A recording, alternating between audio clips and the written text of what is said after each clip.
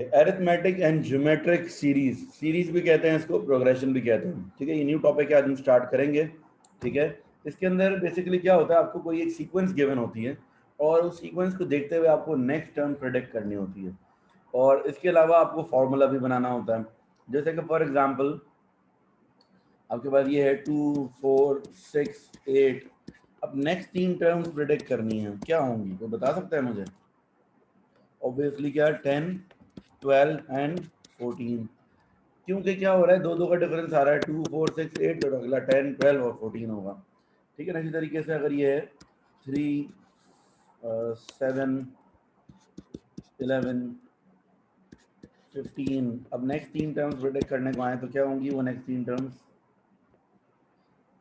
19 23 और 27।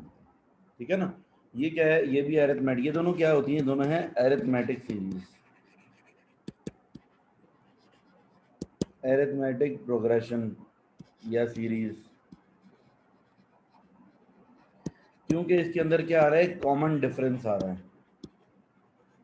Common difference. Common difference से मुराद क्या होता है कि हर दो नंबर्स के बीच में सेम डिफरेंस है। देखो 3 और 7 के बीच में जितना डिफरेंस है 4 का, 7 और 11 के बीच में भी उतना ही डिफरेंस है, 11 और 15 के बीच में भी उतना ही डिफरेंस है, 15 और 19 के बीच में भी उतना ही डिफरेंस है। इसको कहते हैं कॉमन डिफरेंस। जिस सीक्वेंस के अंदर, जिस सीरीज के अंदर एक कॉमन डिफरेंस हो, उसको कहा जाता है अरिथमेटिक सीरीज। इसी तरीके से ज्योमेट्रिक क्या होता है, और ये 2 4 8 16, नेक्स्ट 3 टर्म्स प्रेडिक्ट करने को आ जाए। ठीक है, 2 4 8 16, नेक्स्ट 3 टर्म्स प्रेडिक्ट करने को आ जाए, क्या करेंगे? इसमें होगा, आप ये देखोगे क्या, अगला हो जाएगा 32 64 और 128। ठीक है, ये आपके पास है ज्योमेट्रिक प्रोग्रेशन।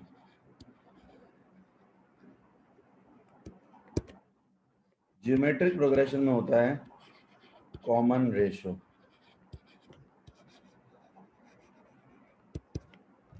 ठीक है, ज्योमेट्रिक प्रोग्रेशन में होता है कॉमन रेशो। एक में होता है कॉमन डिफरेंस और दूसरे में होता है कॉमन रेशो। अच्छा भाई, तो कॉमन रेशो का क्या मतलब है, यानी कि इन दोनों में से कोई से भी दो को डिवाइड कर लो तो उनका रेशो सेम आएगा। अब मैं 4/2 कर लूँ, 2 आ रहा है, 8/4 कर लूँ तब भी 2 आएगा, 16/8, कोई भी दो कंसेक्यूटिव टर्म्स को अगर मैं डिवाइड करूँ ये आ रहा है कॉमन रेशो। कॉमन रेशो निकालने का तरीका क्या है, कोई से भी दो कंसेक्यूटिव टर्म्स को डिवाइड करना है आपको। ठीक है, लेकिन आगे वाली टर्म ऊपर आएगी, जैसे कि r इक्वल्स टू क्या होगा, Tn+1/Tn, यानी कि नेक्स्ट टर्म से प्रीवियस टर्म डिवाइड करेंगे। डी का फॉर्मूला क्या होता है, Tn+1 - Tn। इसके अंदर क्या होता है, कोई से भी दो कंसेक्यूटिव टर्म्स को माइनस करो कॉमन डिफरेंस के लिए, और कॉमन रेशियो के लिए क्या करोगे, डिवाइड। ठीक है, तो ये है अरिथमेटिक सीरीज और ज्योमेट्रिक सीरीज, इन दोनों का फर्क। अब अरिथमेटिक के अंदर, एपी के अंदर, अरिथमेटिक प्रोग्रेशन में दो फॉर्मूले हैं। एपी के अंदर जो फॉर्मूलाज हैं वो क्या, एक है टर्म एन का फार्मूला, a+b(n-1), ये टर्म एन का फॉर्मूला है, और एक होता है सम एन का फॉर्मूला, n/2 2a+b(n-1). एक अरिथमेटिक है और एक ज्योमेट्रिक है। ठीक है, where a is the first term, d is the common difference,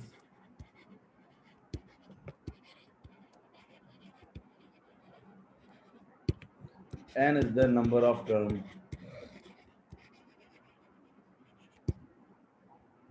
सही है,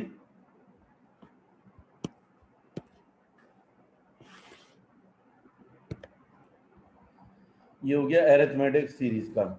और ज्योमेट्रिक सीरीज का फॉर्मूला क्या है, जीपी का, term n is equals to ar⁴n-1 और sum n is equals to a1 - r⁴n/1 - r एक फार्मूला ये है, दूसरा फार्मूला है a r power n minus one upon r minus one. ये वाला फार्मूला कब अप्लाई होगा? When r is lesser than one. ये वाला फार्मूला कब अप्लाई होता है? When r is greater than one. ठीक है, इस सम के दो फार्मूले हैं और तीसरा फार्मूला है सम टू इन्फिनिटी का। सारे फार्मूले मैंने लिखवा दिए, अब मैं एक्सप्लेन करूंगा इनको। सम टू इन्फिनिटी होता है ए अपॉन वन माइनस आर। अब मैं इन सबको एक्सप्लेन करता हूँ एक एक करके कि क्या है और कैसे अप्लाई होंगे।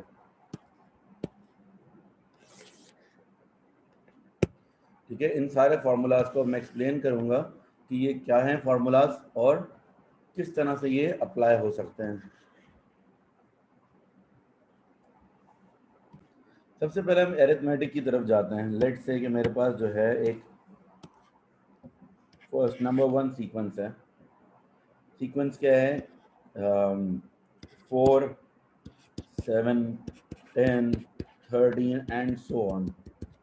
अब ये आपको खुद दिख रहा है, अंदाजा हो रहा है कि ये क्या है, ये अरिथमेटिक सीक्वेंस है। क्यों?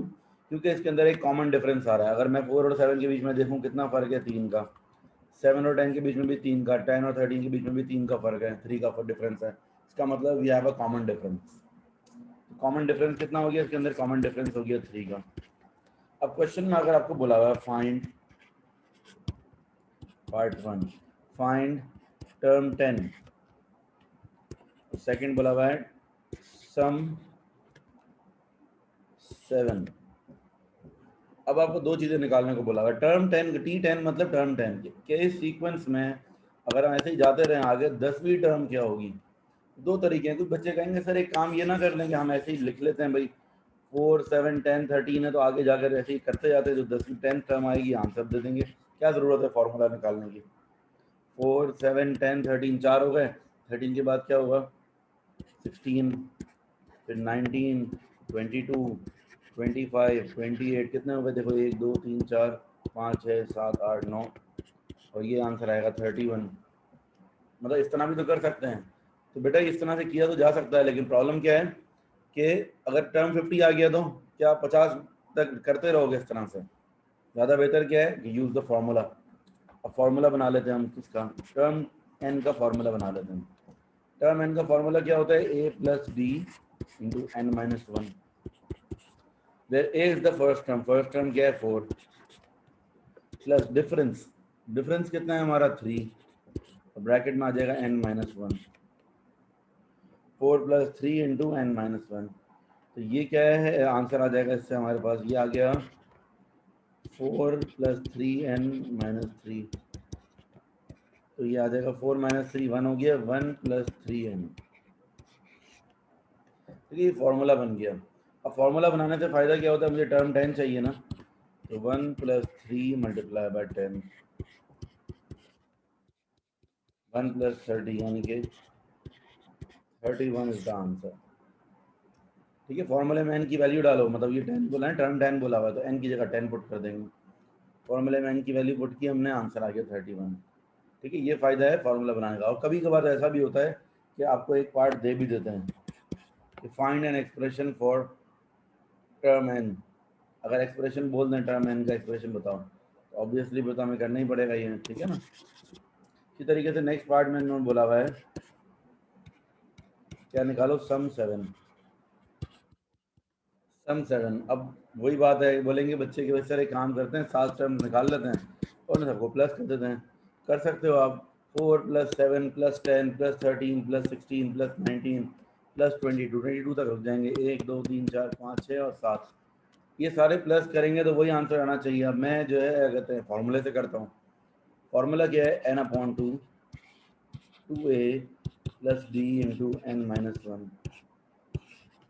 अच्छा, पहले तो हम एन की वैल्यू नहीं पुट करेंगे, पहले तो फार्मूला बना लेते हैं। 2a, ए की जगह क्या आएगा? 4 प्लस डिफरेंस कितना है? डिफरेंस है 3 का, ब्रैकेट में एन माइनस वन। पहले तो हम सम एन का फार्मूला बना लेते हैं। सम एन का formula n upon two 2 4 by 8 plus 3n minus 3।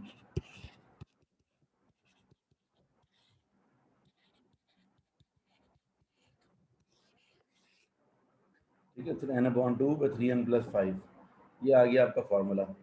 अच्छा, अब इस फॉर्मूले में आप n की जगह 7 पुट कर दो, सम 7 चाहिए ना, तो 7/2 3 × 7 + 5, 3 7 21, 21 + 5 कितना हो गया 26। आंसर हो जाएगा 13 × 7, तो आंसर विल बी 91। ठीक है, अब अगर ज़रा इन सबको प्लस करके भी देख लिया जाए तो 91 ही बनेगा। तो 4 + 7 कितना हो गया 11, 11 और 10 21, 21 और 13 34, 34 और 16 50, 50 और 19 69 और 22, ये बन जाएगा 91। मतलब वैसे प्लस करके भी 91 ही बन रहा है, लेकिन फार्मूला के ज़रिए करने में क्या फ़ायदा है, दो बेनिफिट्स हैं, कोई बहुत बड़ी वैल्यू आ गई तो फार्मूला काम आएगा, सेकेंडली अक्सर क्वेश्चन में फार्मूला निकालने को भी आता है। ठीक है, तो ये हो गया एक कॉन्सेप्ट। अब इसके बाद आते हैं ज्योमेट्रिक के ऊपर,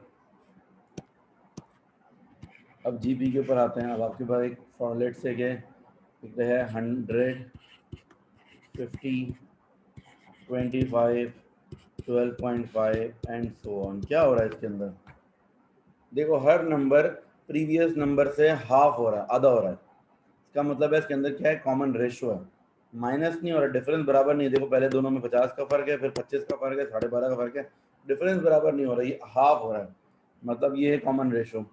कॉमन रेशियो निकालने का तरीका क्या है, कोई से भी दो कंसेक्यूटिव टर्म्स को डिवाइड कर दो, 50/100 कर लो, तो ये आ जाएगा 0.5, और हमेशा ऊपर क्या रखना है, आगे वाला नंबर, और नीचे जो है अपना पीछे वाला, तो 0.5 आ गया।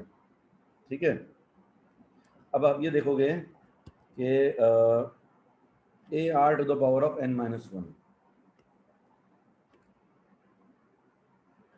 हमें क्या चाहिए, अगर टर्म एन निकालना है, क्वेश्चन में बोला हुआ है फाइंड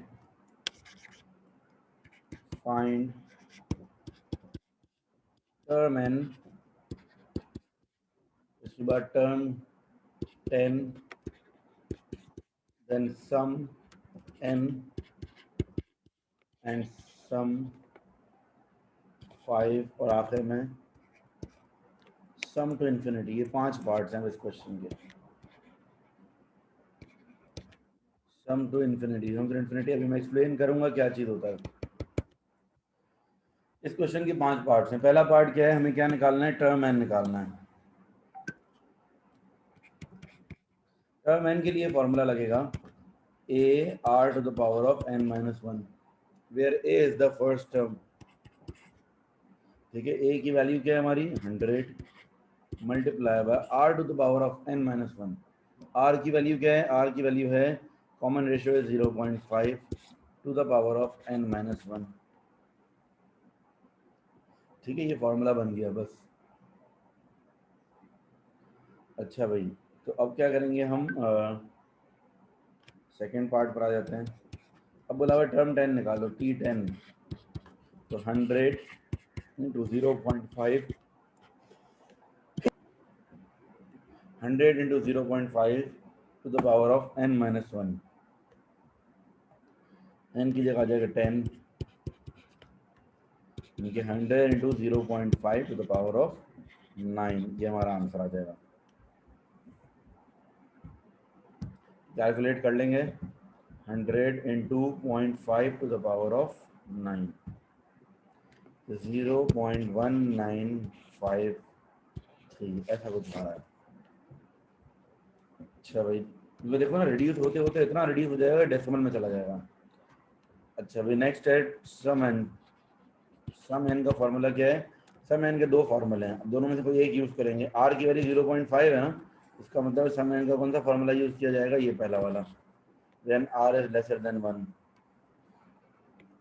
सम एन का फॉर्मूला होगा A1 - R to the power of n upon 1 - R, where A is the first term 100 into 1 - R 0.5 to the power of n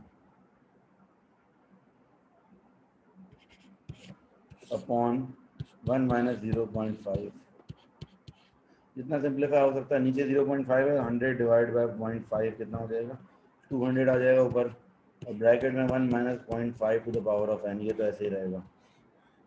ये मैंने क्या निकाल लिया, सम n निकाल लिया। अब मुझे निकालना क्या है, सम 5, सम 5 निकालना है। सम 5 जो है वो 200, 1 minus 0.5 to the power of 5,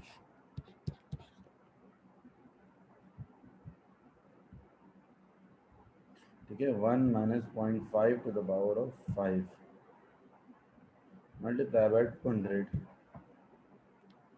आ गया 193.75, ये है सम 5। अगर आप वैसे ही चेक करना चाहो तो भी यही बनेगा। देखो पहली चार टर्म्स तो आपको पता है, 100, 50, 25, 12.5।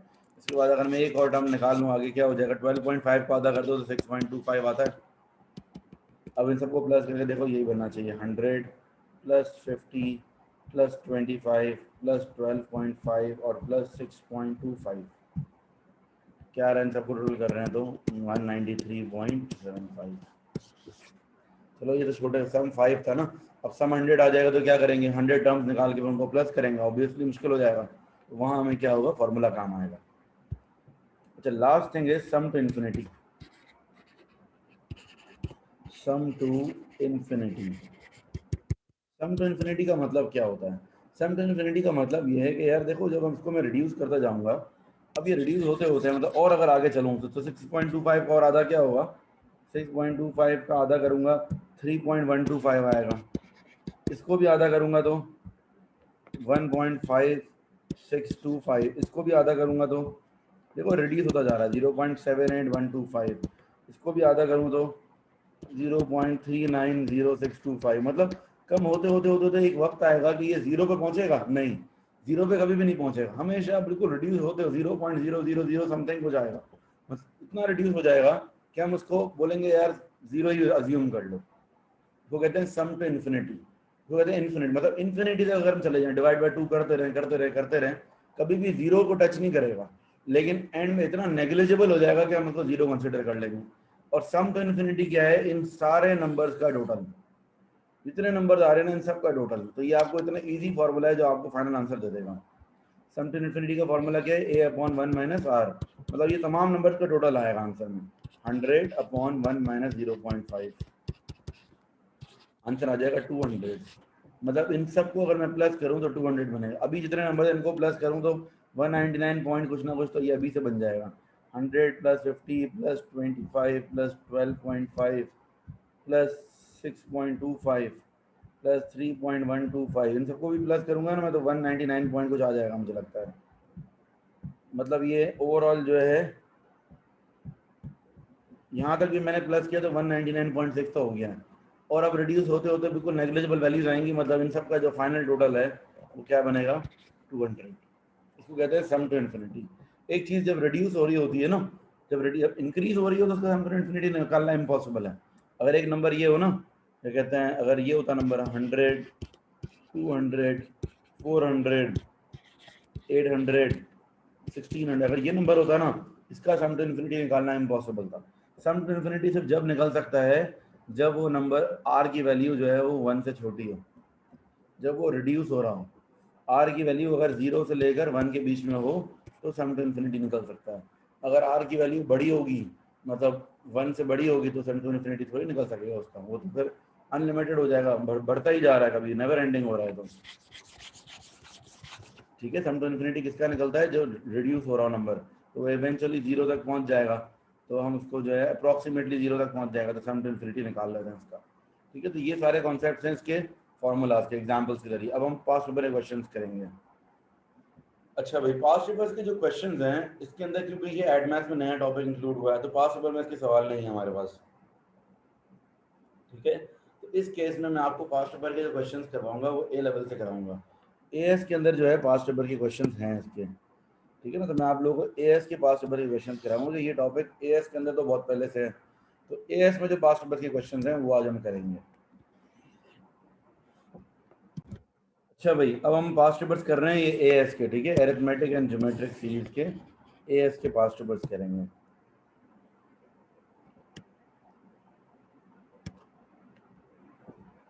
ठीक है, ये हैंड आउट मैं आप लोगों को भेज चुका हूँ सबको। किसी को नहीं मिला हो तो मुझसे कांटेक्ट करके ले ले। अच्छा भाई, find the sum of all the even numbers between 99 and 999। देखो कितना अच्छा क्वेश्चन है, आपको बताया हुआ नहीं अरिथमेटिक है या ज्योमेट्रिक है, खुद जज करना है, खुद सोचना है कि 99 और 999 के बीच में जो नंबर्स हैं सारे इवन नंबर्स चाहिए। इवन नंबर्स का मतलब क्या, पहला नंबर क्या होगा मेरा 100 होगा, नेक्स्ट क्या होगा 102, फिर क्या होगा 104, इस तरह करते करते जो लास्ट नंबर होगा दैट विल बी 998। देखो ये सीक्वेंस बन गई, यानी कि ये जो सीक्वेंस है ये कौन सी अरिथमेटिक है, क्योंकि इसमें कॉमन डिफरेंस आ रहा है, अरिथमेटिक सीक्वेंस है, और पहला नंबर 100 है और लास्ट नंबर 998 है। टोटल इसके अंदर टर्म्स कितनी होंगी कैसे पता चलेगा, देखो 100 से लेकर 998 तक कितनी टर्म्स हैं, एक काम करेंगे 998 माइनस 100 करेंगे, और कॉमन डिफरेंस कितने का है, 2 का है, डिफरेंस 2 का है, ये 100 के बाद 102 फिर 104, 998 माइनस 100 करेंगे, जो आंसर आएगा डिवाइड बाई 2 करेंगे, लेकिन प्लस 1 कर देंगे, आंसर आ रहा है 898 डिवाइडेड बाई 2 करेंगे तो आंसर हो जाएगा 449, लेकिन हम 449 नहीं लेंगे, प्लस 1 450 टर्म्स लेंगे। क्यों 450 टर्म्स ले रहे हैं, क्योंकि 100 और 998 दोनों इंक्लूडेड हैं। जब दोनों इंक्लूडेड होते हैं ना, जैसे कि मिसाल के तौर पर मैं बोलूँ कि यार एक बात बताओ 1 से लेकर 10 तक कितने नंबर हैं, 1 से लेकर 10 तक नंबर्स कितने हैं, क्या आप 10 बोलोगे या 9 बोलोगे, आप बोलोगे 10, क्योंकि 1 और 10 दोनों इंक्लूडेड हैं। लेकिन जब मैं माइनस करूँ 10 माइनस 1 करूँगा तो आंसर क्या आएगा, 9 आएगा। जब दो नंबर्स के बीच में अगर दोनों नंबर इंक्लूडेड होते हैं ना, पहला और आखिरी, तो एक ऐड करना पड़ता है, ठीक है ना। अगर मैं बोलता हूँ भाई 0 से लेकर, अगर 0 से लेकर 50 तक कितने नंबर्स हैं, आप कहोगे 50, नहीं मैं कहूँगा 50 नहीं 51 नंबर्स हैं। अगर 0 भी शामिल है और 50 भी शामिल है तो 51 नंबर हो जाएंगे, क्योंकि 1 से लेकर 50 तक 50 नंबर और एक 0, ठीक है। इसका मतलब ये होता है कि जब पहला और आखिरी नंबर दोनों इंक्लूडेड हो तो फिर डिफरेंस के बाद एक ऐड करना पड़ता है। तो मतलब 450 टर्म्स हैं। मुझे क्या निकालना है, मुझे निकालना है सम। अब देखो क्या कहते हैं, सम एन का फॉर्मूला क्या होता है, n upon 2 a plus b into n minus 1। Formula क्या है, एन अपॉन 2, एन की वैल्यू आ गई आपकी 450 अपॉन 2, फिर 2a की वैल्यू कितनी है 100, प्लस d डिफरेंस है, डिफरेंस 2 का है, इंटू एन माइनस 1, 450 माइनस 1, ठीक है। 450 अपॉन 2 225, ये हो जाएगा 200, प्लस 450 माइनस 1 449 मल्टीप्लाई बाई 2,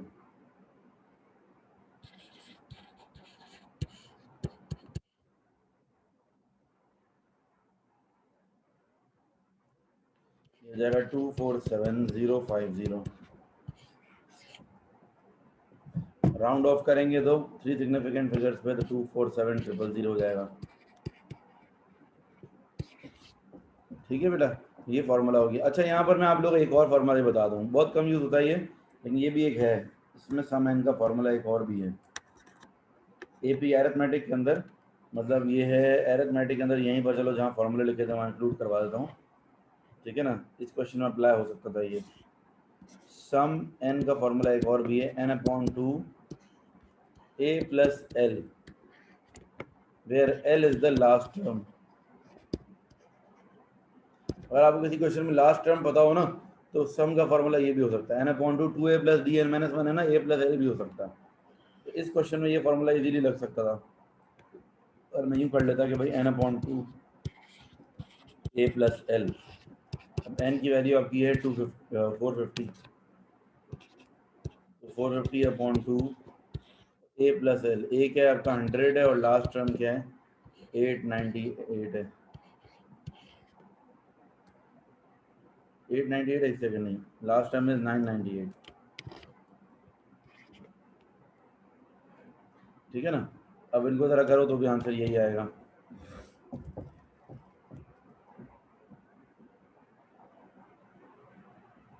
यही आ रहा है ना 247050, राउंड ऑफ हो गया 247,000। ठीक है, तो ये भी एक फॉर्मूला है एरिथमेटिक सीरीज में सम निकालने का।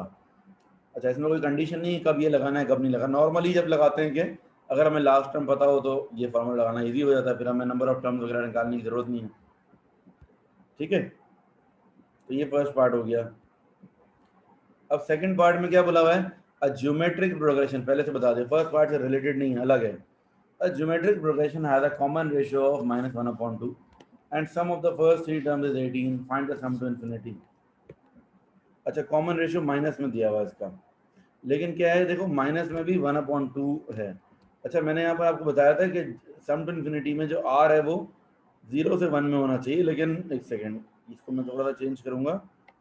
जब आर की वैल्यू 0 से 1 में होनी चाहिए, लेकिन पॉजिटिव नेगेटिव दोनों हो सकती है। कहाँ लिखा था सम टू इन्फिनिटी का फॉर्मूला, हमने लिखा था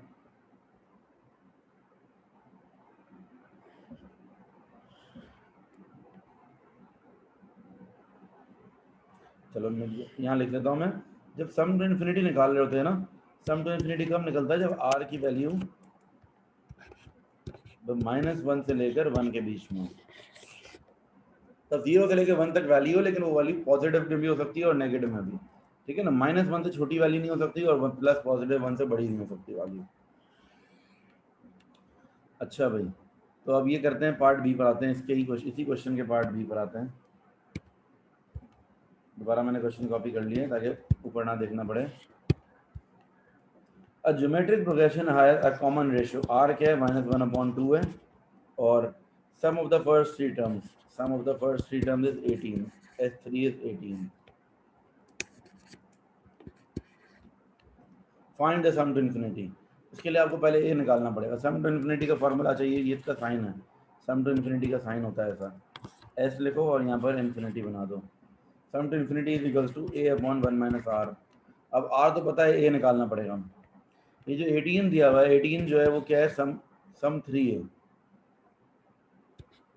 तो सम 3 का फॉर्मूला लगा लो, a1 - r to the power of n/1 - r।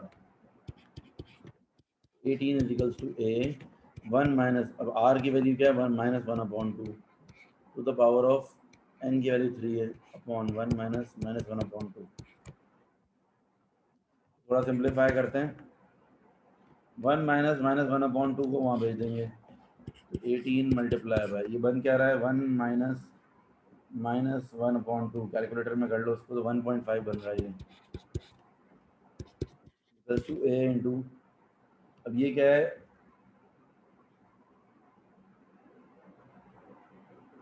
1 - r to the power of n ना, 1 - -1/2 to the power of 3, इसकी वैल्यू बन रही है 1.125।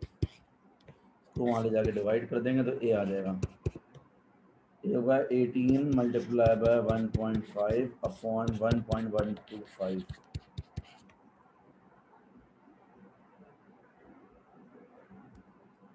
24 आ गया आंसर। ठीक है, यहाँ से a की वैल्यू आ गई 24। अच्छा भैया, हमारा आंसर क्या बनेगा, sum to infinity is equals to 24 upon 1 minus r की वैल्यू है -1/2, 24 अपॉन 1 -1/2, 1.5, यानी कि आंसर बन जाएगा हमारा 16। ठीक है, 16 is the answer, sum to infinity बन जाएगा 16। देखो आंसर दिया हुआ है 16 और a की वैल्यू आ रही है 24। Okay, next question. Each year a company gives a grant to a charity. The annual grant each year increases by 5% of its preceding value. The grant in 2001 was $5,000. Find the grant in 2011. हर साल क्या हो रहा है, grant जो है वो 5% बढ़ रही है। इसका मतलब ये है, जब परसेंटेज बढ़ रही है इसका मतलब है भाई it's a common ratio, common difference नहीं है। ठीक है ना, कॉमन डिफरेंस होता है एक फिक्स वैल्यू बढ़ रही होती है। जैसे कि 2001 में अगर ग्रांट है 5,000, फर्स्ट में 5,000 है, सेकेंड ईयर में कितनी हो जाएगी, 5% और बढ़ा दो, 5000 का 5% निकाल के ऐड कर दो, 25 ऐड हो जाएगा तो 5025, फिर 5025 में 25% 5% ऐड करेंगे, ये आ जाएगा आपका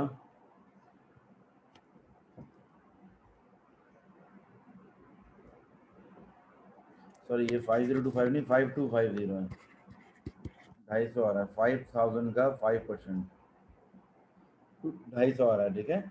अच्छा भाई नेक्स्ट हो जाएगा फिर 5% और बढ़ाएंगे तो 5551 मैंने ऐसे एग्जाम्पल के लिए 3 वैल्यूज लिख ली हैं, ये मेरी सीक्वेंस बन गई। अब अगर मैं कॉमन रेशियो निकालता हूँ, उसका कॉमन रेशियो क्या होगा, 5250 डिवाइडेड बाय 5000, आंसर आ जाएगा 1.05। यानी कि जब भी 5% इंक्रीज करना होगा तो क्या होगा 1.05, क्योंकि देखो 5% का मतलब क्या होता है 0.05, तो यूँ भी देखा जाए तो 1.05 आ रहा है। वैसे मैंने दो टर्म्स निकाल के डिवाइड कर ली तो भी यही आ रहा है, ठीक है ना। आर निकालने के लिए हम क्या करते हैं, किसी भी टर्म को प्रीवियस टर्म से डिवाइड करते हैं, सेकंड टर्म को फर्स्ट टर्म से डिवाइड कर लिया मैंने, 1.05 आ गया। अब क्या करेंगे, फार्मूला लगाएंगे, term n is equals to a r to the power of n minus 1, हमें निकालनी है टर्म 11, a इज 5000 और r क्या है 1.05 to the power of 11 minus 1, 1.05 to the power of 10 multiply by 5000, 8144 आ जाएगा answer. Then part 2, the total amount of money given to the charity, मतलब sum total amount of sum निकालना है from 2001 to 2011, कितने साल हो गए, 11 साल हो गए, 1 से लेकर 11 तक 11 साल, और मैं 11 माइनस 1 करूँगा तो 10 आएगा, लेकिन क्योंकि 1 और 11 दोनों इंक्लूडेड है, एक बढ़ा देंगे,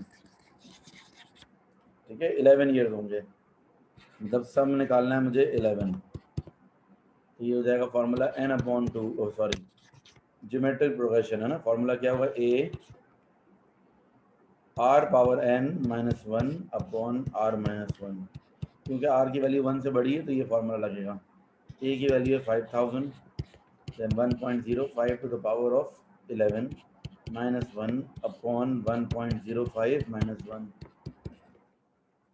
1.05 to the power of 11 minus 1